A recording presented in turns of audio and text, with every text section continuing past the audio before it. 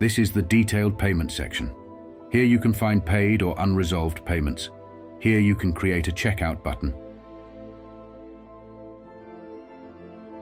You can now request recurring payments as subscriptions for your customers by filling in the below details.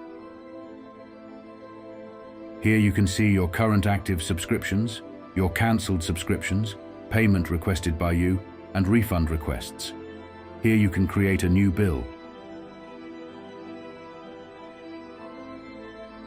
This tool lets you create Buy Now buttons for your website. Blockchain manages the checkout, collects buyer information, and sends you an email confirmation. Customers will return to your site after the transaction. Bitcoin payment methods include click-to-pay URI, scan-to-pay QR code, copy and paste payments. Here you can see your sales volume and amount, merchant overview, and transaction volume.